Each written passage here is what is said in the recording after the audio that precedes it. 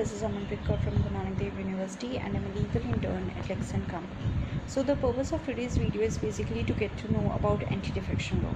So what are these? So anti-defection law was inserted in the Indian Constitution in 1985 by the 52nd Amendment Act of 1985.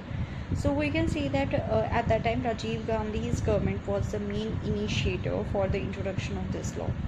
So the 52nd Amendment of the Constitution inserted the 10th schedule, in which provisions were made by which legislature can be disqualified on the grounds of defection to any other political party. So the issue of disqualification on the ground of defection may be raised by any member of the House, and it is referred to the chairman or the speaker of House. So we can say that the decision of the chairman or the speaker of the concerned house is final and it is binding in nature. However, the decision of the speaker or the chairman of the house is open for the judicial review. We can get a judicial review if we want. So the anti-defection law is applicable to both the houses of the parliament and also to the state state assemblies or state legislatures. Anti-defection law, it is in practice not only in India but is practiced in various other countries like Bangladesh, South Africa, Kenya, etc. So what is the noble purpose of anti-defection law? The noble purpose of anti-defection law is to bring stability to the government. So it stands to reason if it was limited to votes deciding the fate of a government. But the law allows political parties to disqualify legislature for voting against the party line inside the legislature, and also the anti-party conducts outside it. So we can say the law is even applicable to Rajya Sabha's MPs who have no mandate to vote out a government.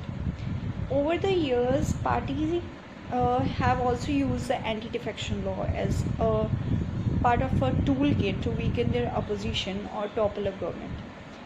If a political party has a very few number of legislatures in a state, a larger party lures 2/3 of its MLAs into its fold, and a practice permitted under the anti-defection law. If that fails, some MLAs are convinced to support a government, and pressure is exerted on Vidhan Sabha speakers to delay their disqualification. The trend these days is to convince legislature to resign. So now the question arises, what are the salient features of the anti-defection law? So first of all comes the members belonging to any political party. A legislature who is a member of any political party may be disqualified if any legislature voluntarily gives up his membership from such political party. The second thing is that if any legislature belonging to any political party votes or abstains from voting in the house contrary to the directions already issued by that political party. Or the other one is that for nominated members of a house, that if a nominated member of a house may be disqualified if he declares to join any other political party after 6 months of taking her or his seat in that house after complying with the provision of Article 99 or Article 188 of the Constitution. Then comes members elected otherwise than as a candidate set up by any political party. So for those members who are elected as an independent candidate may be disqualified on the ground of defection if he joins any political party after the election. So there are also exceptions under the anti-defection law. So what are those? A legislature shall not be disqualified if his original or initial political party merges with any other political party. Or the second one is that if he or she and other member of her or his old political party takes a membership of the new political party.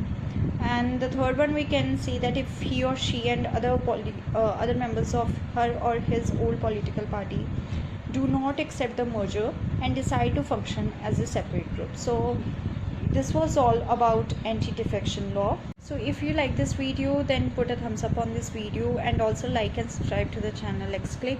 And if you have any query regarding it, then mention it in the comment box. Also, this does not solicit any promotion or advertisement as per the Bar Council of India's guidelines, and it is for the educational purpose only.